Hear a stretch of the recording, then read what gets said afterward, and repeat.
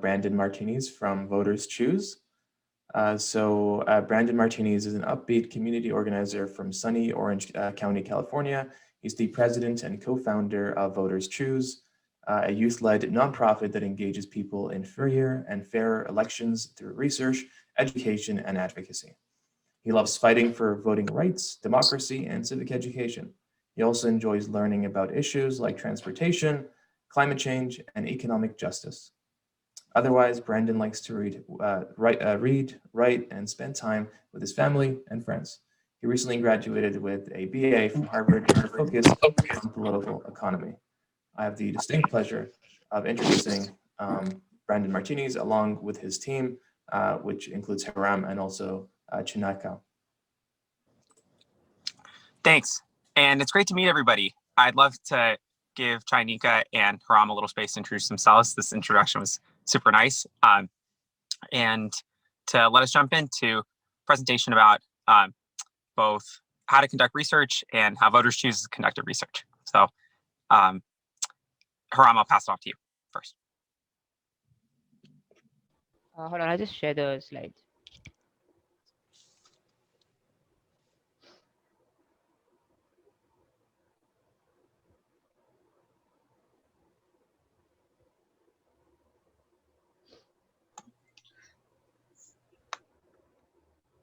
In the meanwhile, Janika, you want to go? Yeah.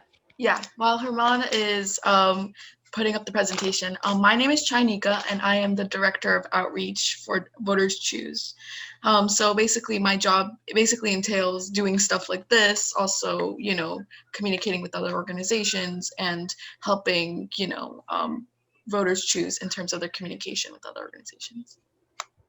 So I'm glad to be here. Yeah, we're super grateful for the opportunity, and we're really excited to learn about everybody's stories too.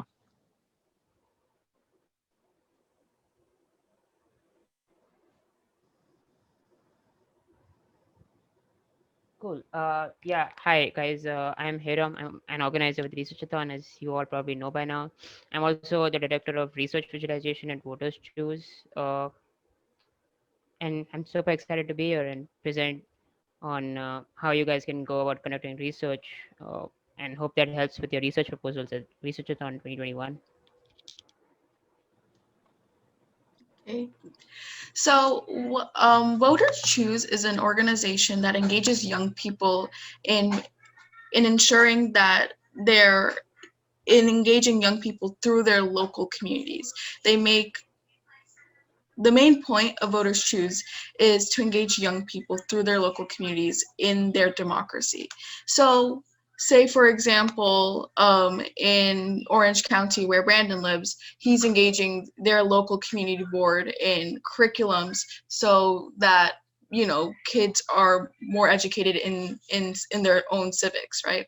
So that's something that Voters Choose does. But right now, we're here to talk to you about how research helps Voters Choose in its mission. Hernob, next slide. Sorry, there was some issue. It's okay. So why is research important? Well, research helps develop your own opinion in the first place, right? How many times have you had one opinion and then you learn more information and go to another opinion? Like, say in the news, you thought that, say you agreed with a politician, like say AOC, right? You agreed with their stance, but then you learn something else and then you change your opinion completely. That's why research is important. It helps develop your opinion and helps educate other people. And research keeps evolving, and that's why research is so important, because it keeps evolving. Next slide. Okay, so we need to ask, so let's discuss, what's an issue that concerns you? What are issues that you care about, that you want to research about? Anyone want to start? Or and please introduce yourself. Oh, it's okay. Go ahead, Brandon. Oh, perfect. No, just as you share, please introduce yourself, where you're from, and then of course we'd love to hear your answer.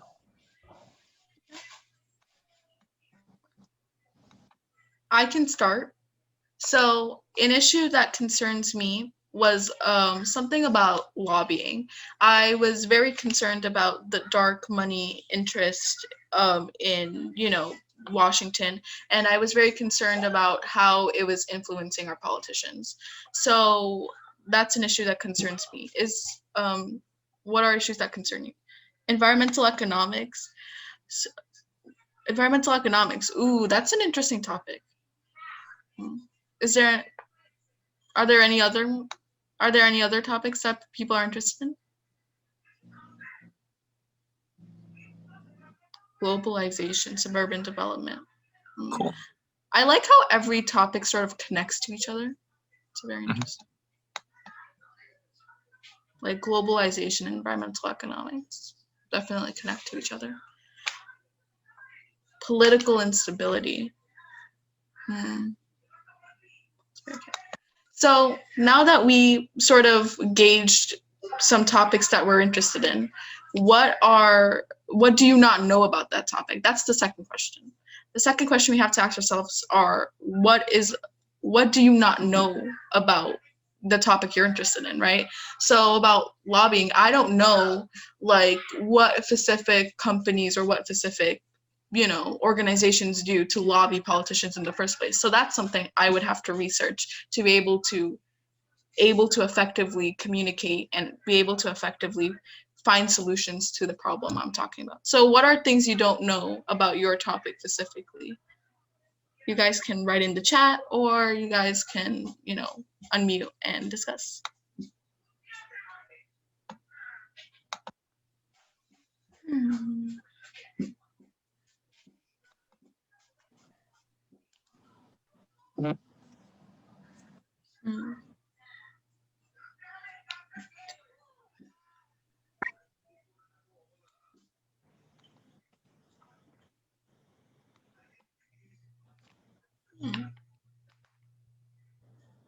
Is everyone okay, or is everyone a little bit angsty? It's fine if you guys are. Okay, so something I don't know. Let's say, for example, environmental economics. Okay, something I wouldn't know about environmental economics. So I guess something I would want to research would be something like how does the investment in, say, certain sectors like energy influence how does that investment in energy influence in turn the environment, right? Something like that. I find that it would make more sense to research, because something like that would make sense, because I'm like, if I want to see the cause and effect of economics on the environment, then I would want to see how investments then in turn cause an effect on the environment.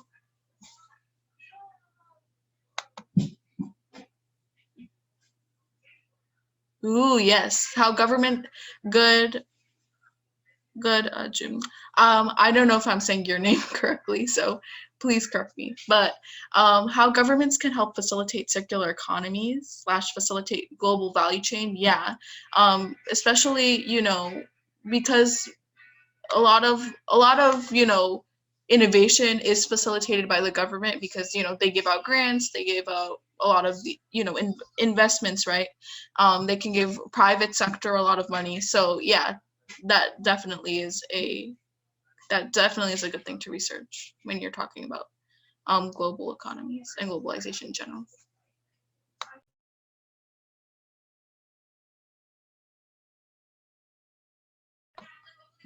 Is there anything else, or do you guys want to? Okay, so now that we have found some research topics, and some things we want to additionally research, what do we do next? For this, I'll pass it on to Brandon. Thanks, Danica.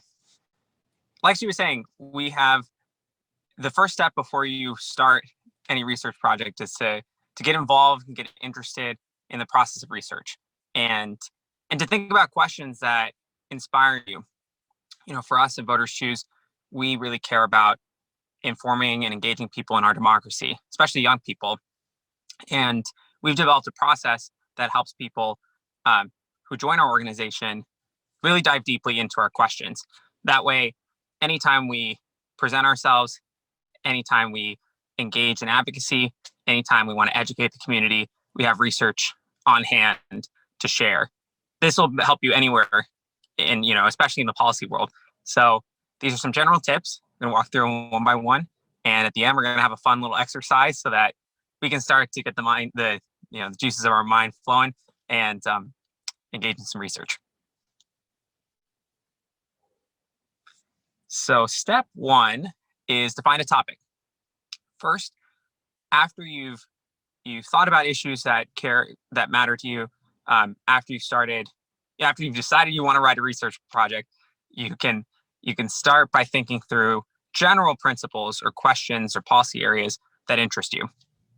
For Voters Choose, one of our first policy proposals was rank an ad. It's the idea that not only is it a ranked choice voting proposal, it's kind of unique because you use point values instead of transfer processes like New York City is doing. But we came upon the system with the intention of trying to find the most representative and the most competitive type of election form. You can come up with an idea as specific as that, but you can also start from environmental economics, or you can even start from the environment or economics. You can be as general as you want. But finding a topic at the start will help you prepare to find a goal and scope. The broader your topic, the more you'll need to whittle it down and think through what you're trying to achieve with your topic. And Jainika did a great example of finding a policy proposal or a research project that has a little bit more narrow scope, and in the process of researching, you might even find something more narrow than that. Environmental economics to, how do we compare energy versus environmental impact? That could be one example of a topic. Next, we will talk through finding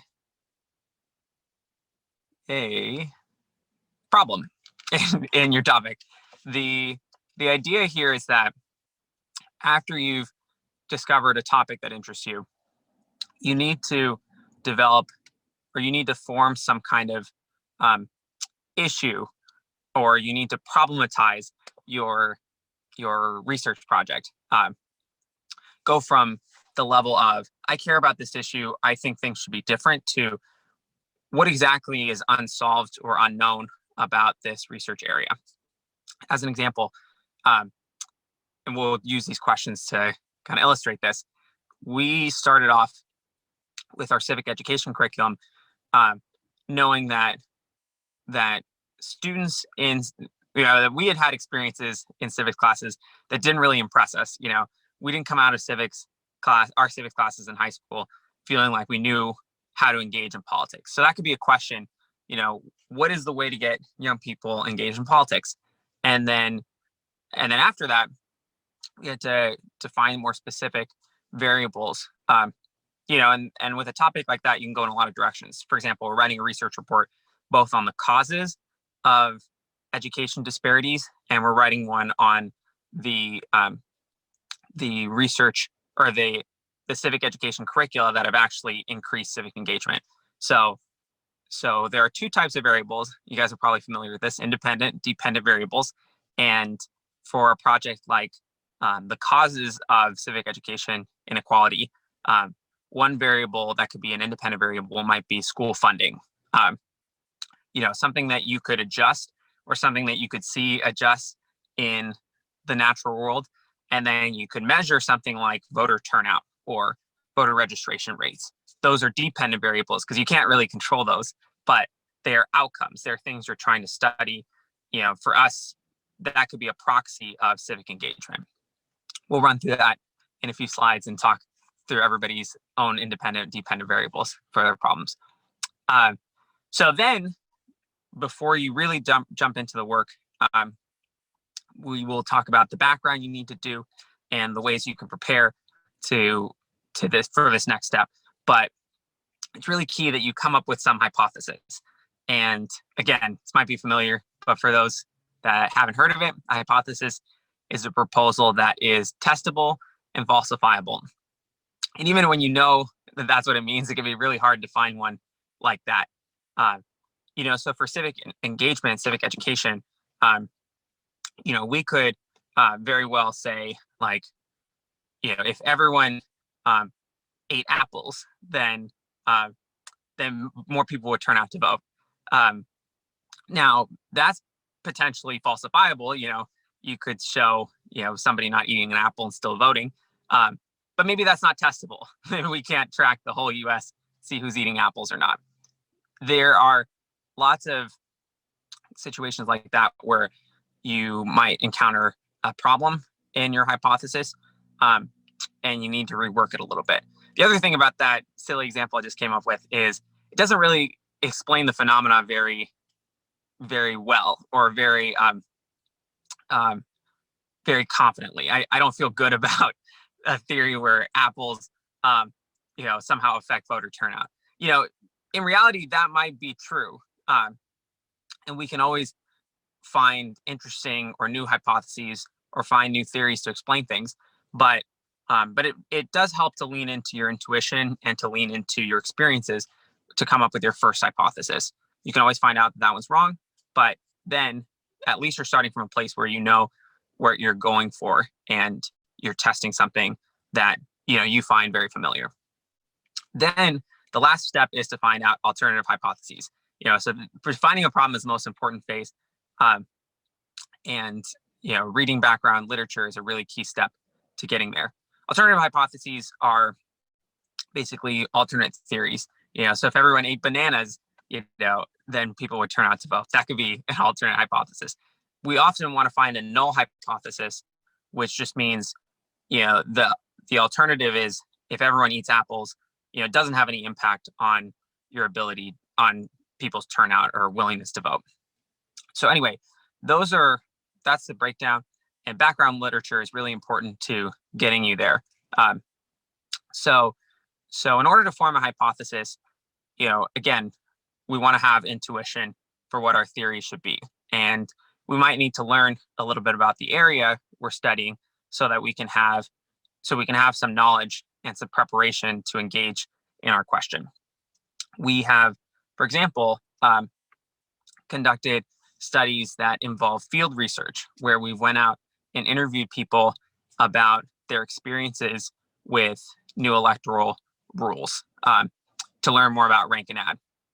So part of this involves the community piece, and for us, it's always important that we're creating research that gives back to the community. We hope that that's something that's interesting for you, especially because you're all engaged in policy work. So these are some sources that we found really helpful to kind of ground ourselves in the community and think about things that the community cares about. Down there you see legal reviews and financial analysis. It matters to people when you propose a policy that it's legal and that it makes financial sense. It might not matter to everybody, but the more you can draw on background, things that people have done, the more specific your question will be and the more valuable your research will be too. So you can get lost in this stage, but once you have kind of a question that animates you, you can also get really specific and find something after you've looked through some sources. I've also listed libraries and Google Scholar as great potential resources for that, especially if you guys are in college. Please take advantage of your university library.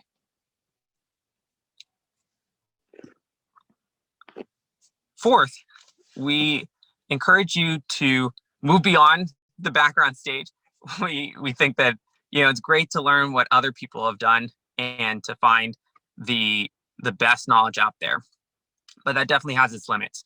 And people are going to tell you, especially at our age, at this stage of your life, what are you going to say that's original? You might even tell yourself that. We certainly told ourselves that. We were just getting started because the thing with electoral systems is that they're hundreds and hundreds of years old. So in our head we were like, what are we going to say that other people haven't said? But you'd be surprised, because you're the only person who's going to have an interest in what you care about to the same extent that you do, and for the same reasons that you do. For all that, that means that you have an original contribution to make to research. And the idea is that you can do it in one of two ways. You can either take all the background you've created and you can help people understand the framework or understand the environment or the ecosystem on the issue that counts to you. You know, when I saw the comment on political instability, that makes me think about the literature on authoritarianism. There are plenty of authors that talk about what leads countries to vote for authoritarians, what leads countries to support or stay, continue to back an authoritarian. So it might be helpful to start off by summarizing that literature and sharing it with a broader audience. You know, maybe those people have been talking with each other in the academic space, but they haven't been talking to the public about authoritarianism and why it's scary. Then again, you know, you could use method 2 here if you're not so interested in the authoritarian side of political instability, but perhaps like the democratic side of political instability. You know, we're experiencing a lot of that right now in the US, unfortunately, as we are still trying to shore up a number of democratic institutions.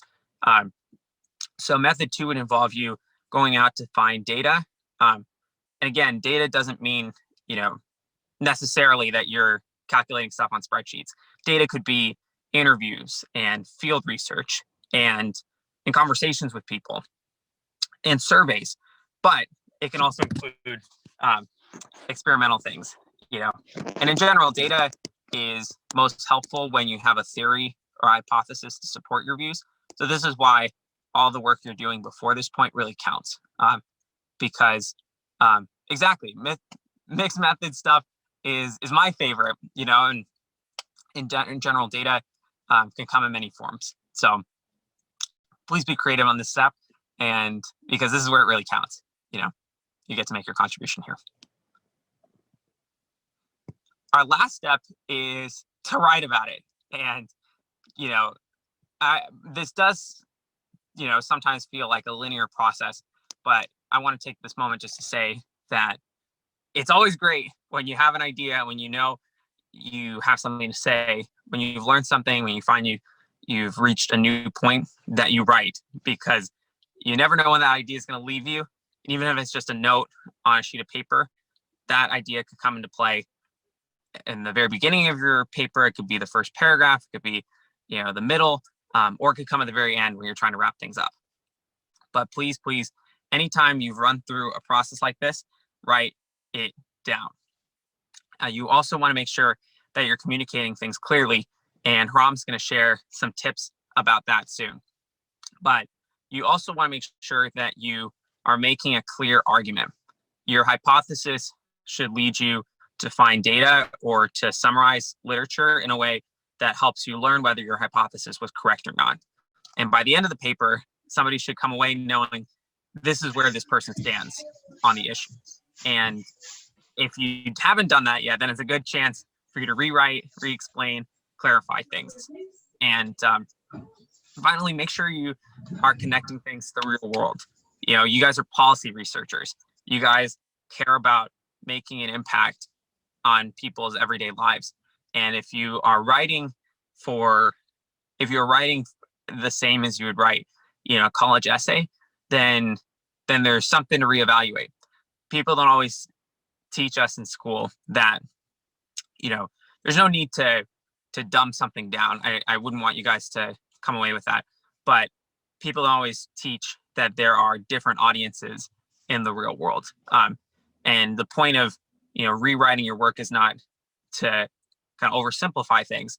It's so that, you know, somebody with no knowledge about the issue feels like they can approach it, you know, especially if you're communicating with the broader public, or, you know, somebody who feels very knowledgeable about the issue can jump to the part that's, you know, maybe the most technical or detail oriented. The thing about writing is you want to have your audience in mind, both to make your case and to make yourself heard, you know, to share something valuable for people. So that's why writing counts. And you know, teachers sometimes say in college that like spelling doesn't super count, it doesn't make a big difference. But sometimes details like that are important. Writing is important because it's how we communicate. So this will be a great time to bring in peers, mentors. We'll get into that in a second. But I just want to outline the process for you all. We all would love to next talk about how this process would work for you. So we're going to give everybody about 2 to 3 minutes to write out a question or issue that concerns you, and then tackle it with a couple key points.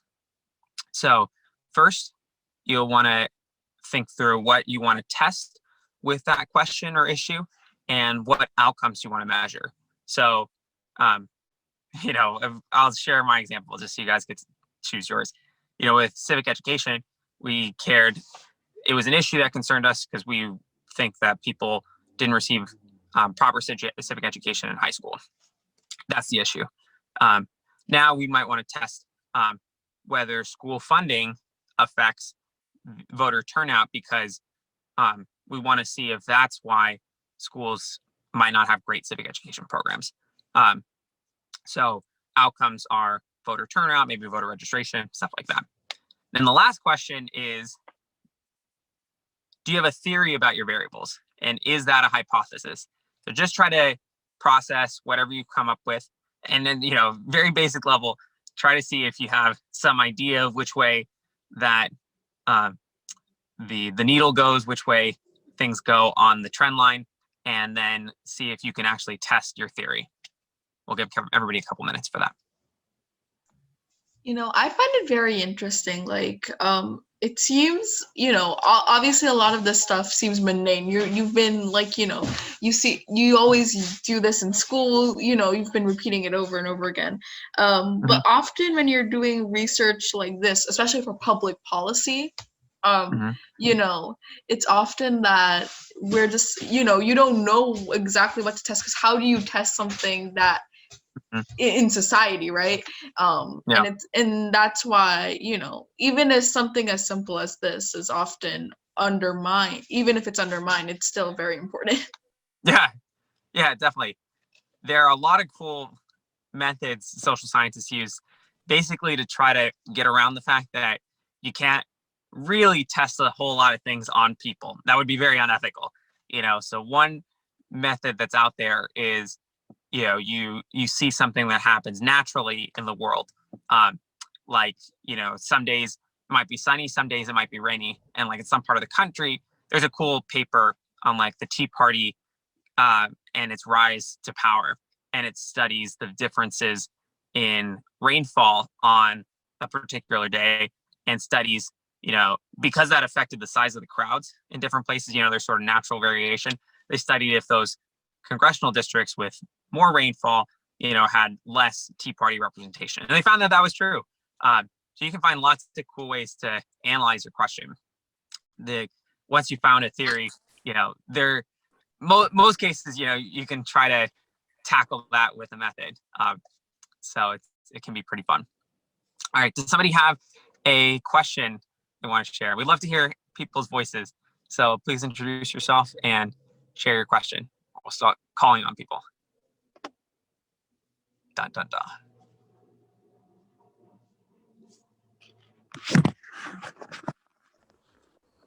Hi, so I'm Tain. I'm an intern for Policy for the People. I had a quick question. What do you have? Do you have anything to say about citations? Because in general, when we are writing research papers, especially for our high-level courses, our faculties talk a lot about citations and how correctly we should always do them. So what do you have to say about citations? Yeah, great question. Thanks, Anne. In general, citations are great and they're very helpful and they're very important. It's the best way I would say to go about this is just to keep records of the sources you're using as you go. Because in the real world, just like plagiarism in college, people people will not be happy if you use their work and don't give them credit for it. And oftentimes researchers kind of get away with not citing community members because they're not big, powerful institutions. And that's something we definitely try to avoid. Anytime we interview somebody, anytime we bring people's stories into our research, we make sure to give them credit. And there's definitely methods for that. Now, when it comes to the specifics of citation, I'd say as long as you have a guide with you, and as long as you pick something specific, or pick one consistent style, then you should be fine.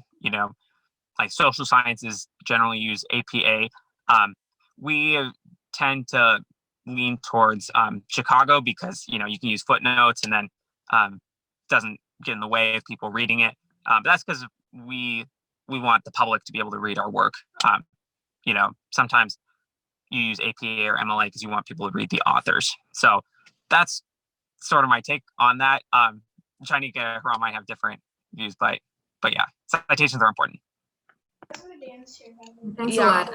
I'm actually from the social sciences, and I've always been kind of working with APA. So yeah, cool. Thanks.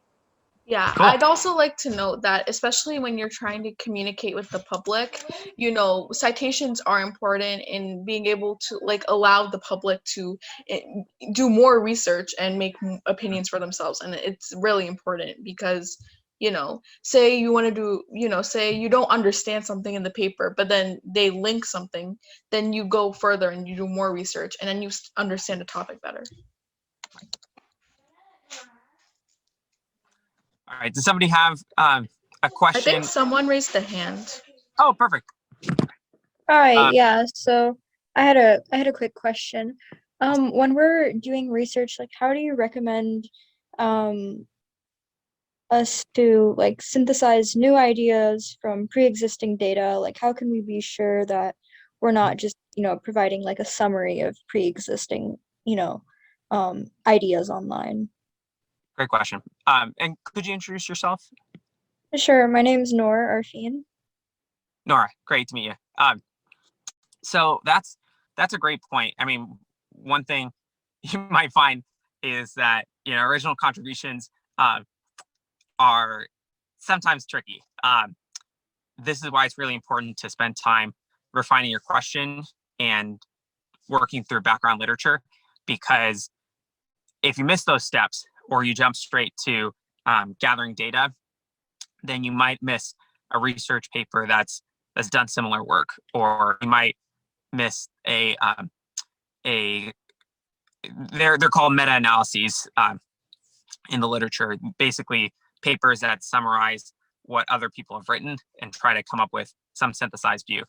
Now to your specific question, excuse me, I would say that one way you can make sure you've synthesized things and that you have something resembling original research is to see if you have some kind of disagreement or some kind of difference of opinion from what other people have said. Or the other case is you found that somebody hasn't covered a topic that you care about. Like one example, for us, when we were looking at rank and ad, our electoral reform proposal, we found that there were people who studied rank and ad, but didn't necessarily say anything about the practicals of it. They did mathematical studies. They showed us what its formal properties were, but they didn't say there will be anything about how many political parties would form, stuff like that. So that's where we were able to further the research. But if somebody had written something on that, then we would have taken that and said, great, well, maybe they haven't written anything about turnout, so we'll focus our energies there. Generally, data collection is the stage where you kind of see how much original stuff you can say. But it's key to research literature so that sort of what data you're looking for. Whether you need to find it or need to pull it from a database, it helps you narrow your search. If that makes sense. Yeah, I think simply a lot of the way you can, synthesize, pre-existing information and find something original on it. It's just how you frame your entire research experience anyway. Like, the question you may be asking may be different than whether other people are asking. So that affects, how you present the findings, right?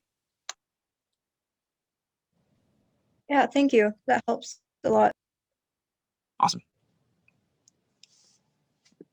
Cool. Any other questions and any other ideas on research projects? If anyone has any questions about like their ongoing idea which they have brainstormed for the research proposal, and you've like encountered some sort of a roadblock, you can also like ask about that maybe. Definitely. Or how you see your proposal, being outlined in these 3 questions. What's a question or issue that concerned your proposal? What's something you wanted to test, or what did you exactly want to measure while coming up? And then did you have some sort of a hypothesis, or did you have like an exact theory of your variables? Right.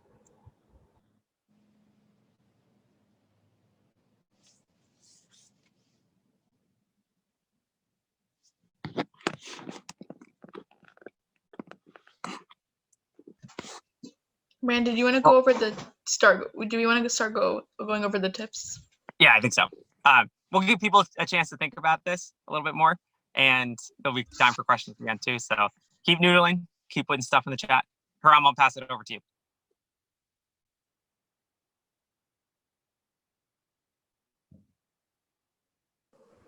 Sure. So now we're gonna go over like what are some of the best practices and tips when writing a proposal.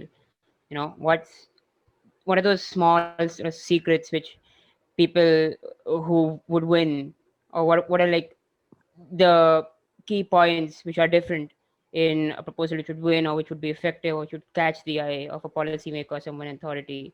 What are like some of those things which we can think about while writing or while drafting what our idea is? So the first step is make sure you understand your question well and find a clear question. Often we see that people have an idea, or they are fascinated by a certain topic, let's say cryptocurrency, but it's not exactly 100% sure what they want to zone in on.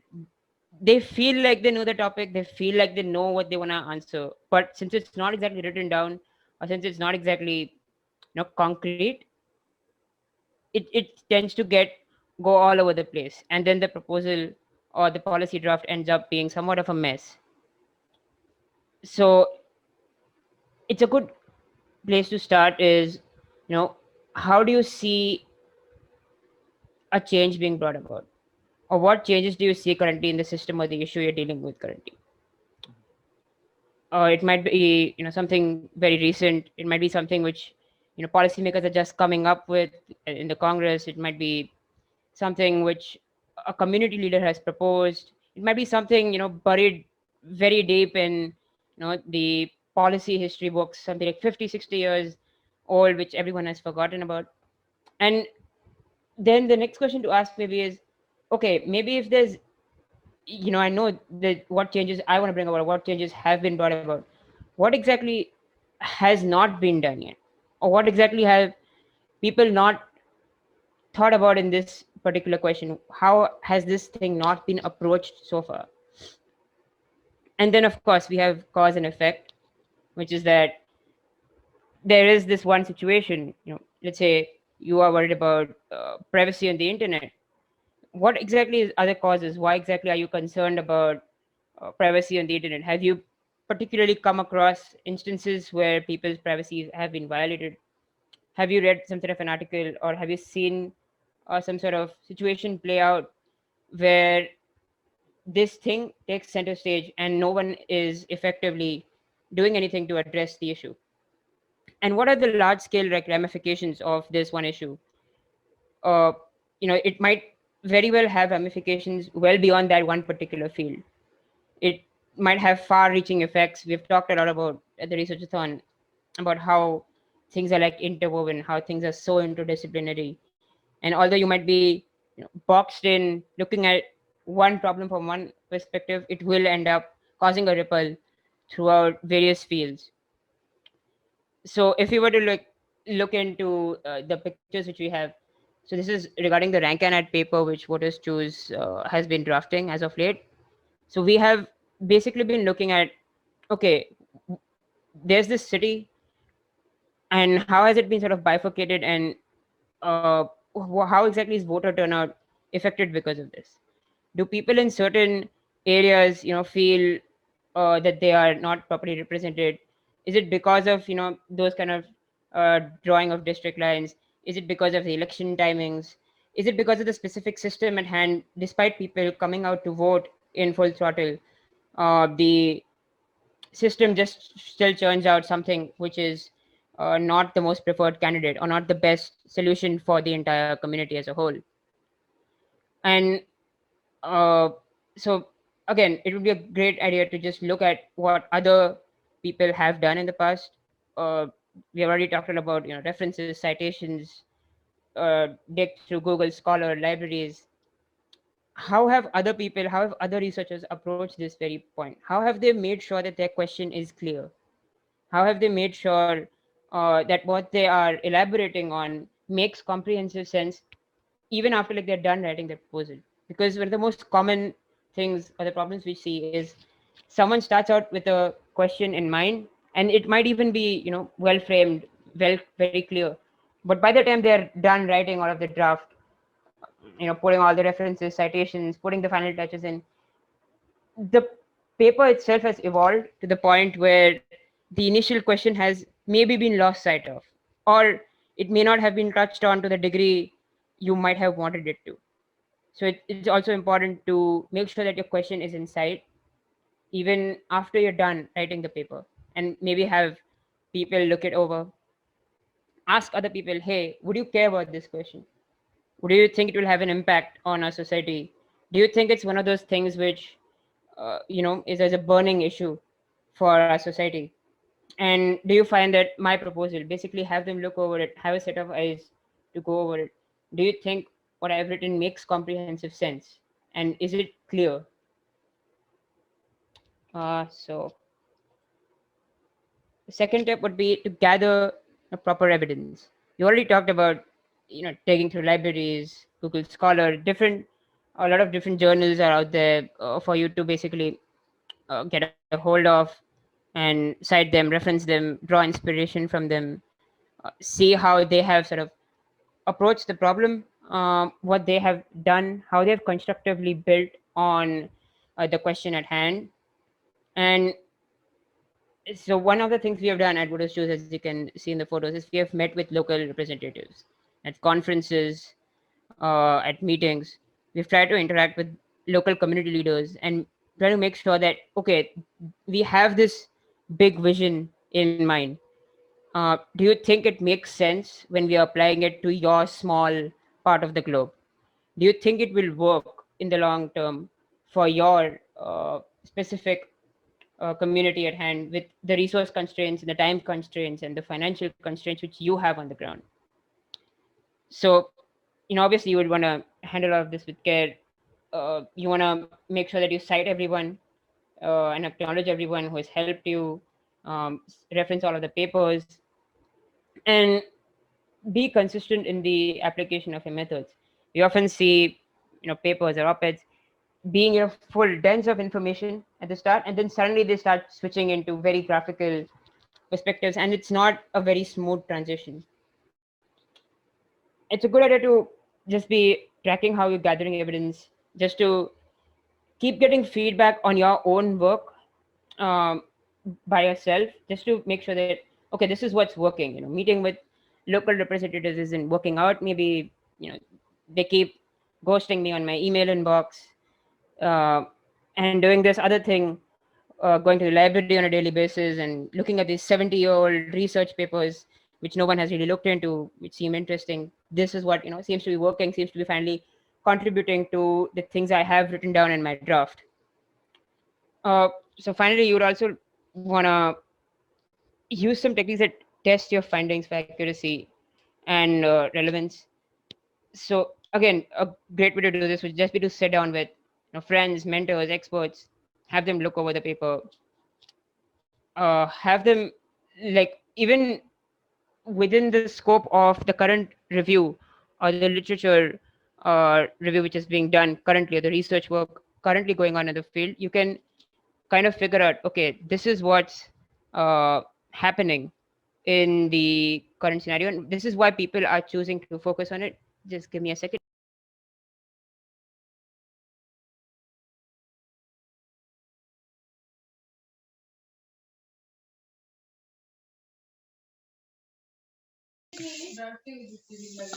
While we wait for Herman. Oh, you're okay. Yeah, sorry for that. Chanika, if you're gonna go ahead. No, we can do this after. Sure. My laptop was almost gonna die.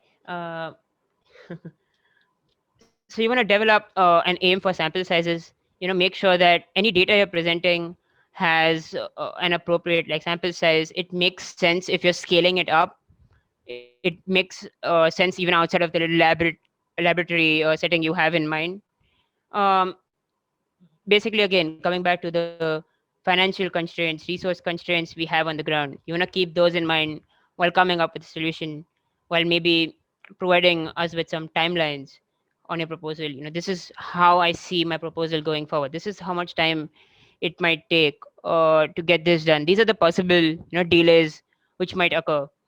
um, and it'd be a good idea to just have a financial aspect to it also in mind. This is how much it's going to cost. I'm not exactly sure of it. This is how big I explain or I expect um, my proposal to be. Or again, I might not exactly be sure on it. It might not be the final price tag which comes up. Again, these things are very complex.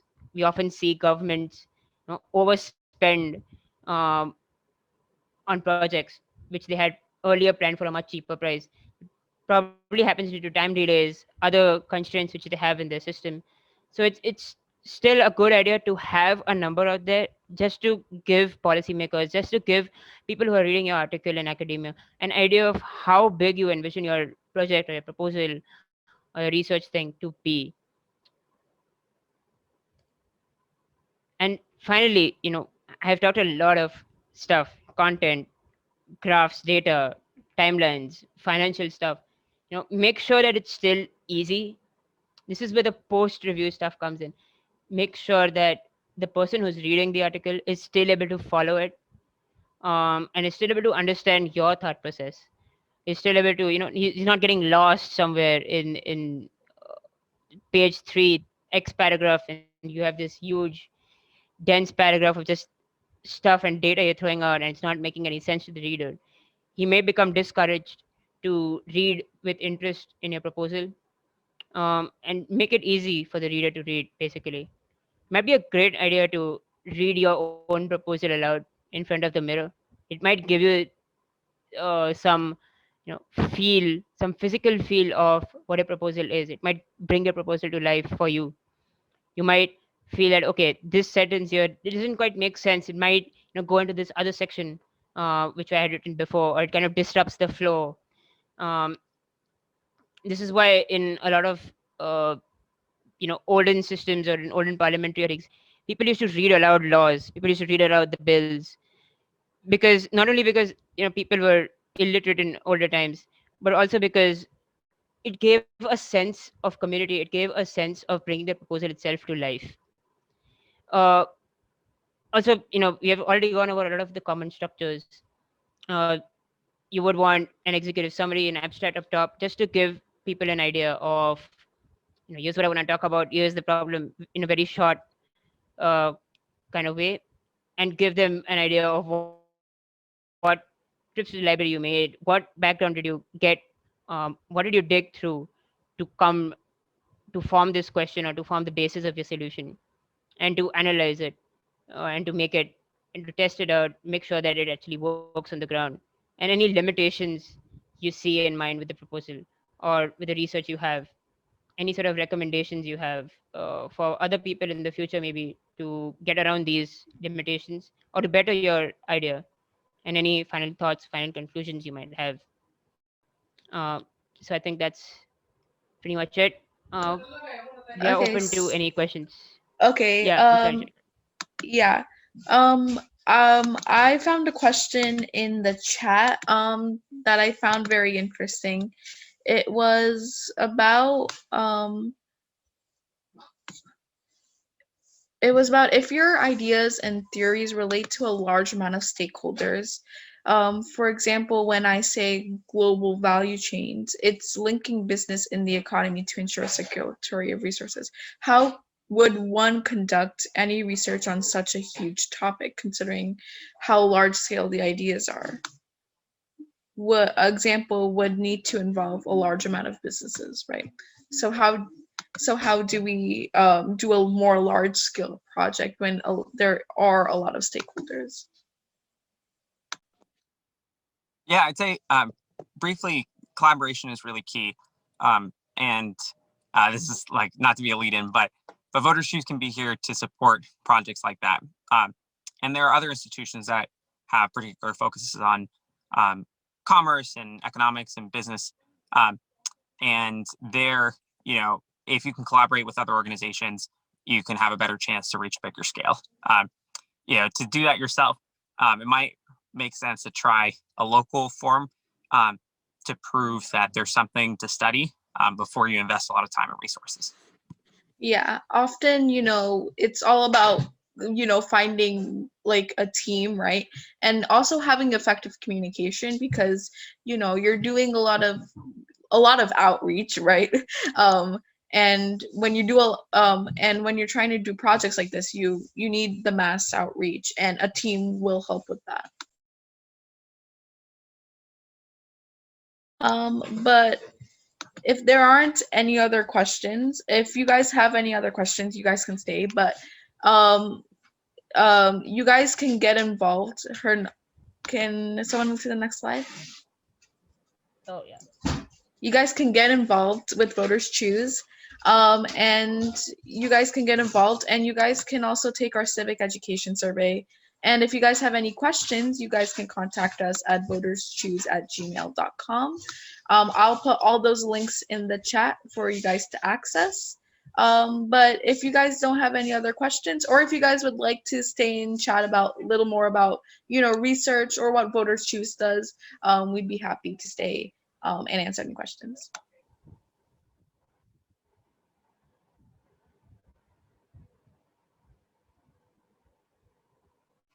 Thanks, everybody. Thank you so much for coming. Thank you. Hope to see you soon.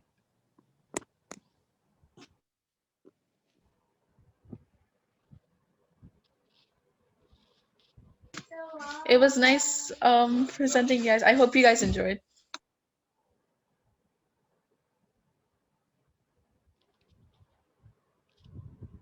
Thank you. What are some ways that students can get involved with Voters Choose? All the information is in the chat. You guys can click the Get Involved tiny URL, and that should give you a place to,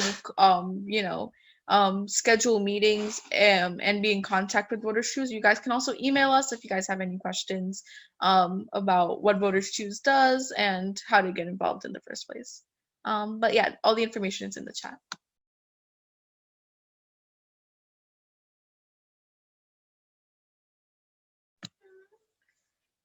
Bye, Brandon. Bye, Rob.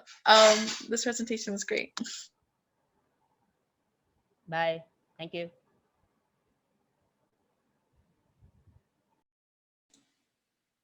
Thank you, Voters Choose. All right, so at this point, we have our next speaker session in around an hour. So we'll be taking a 1 hour break, so you can feel free to go stretch, to go work on your research proposal, and to ask any questions that you may have on our Discord or via email. We're also currently running our mentor office hours, so you can also join that on our website. If you have any questions at all, you can open a support ticket on our Discord, or you can also ask on Ask an Organizer as well. And you can also feel free to ask any questions now. I can take any if you have any.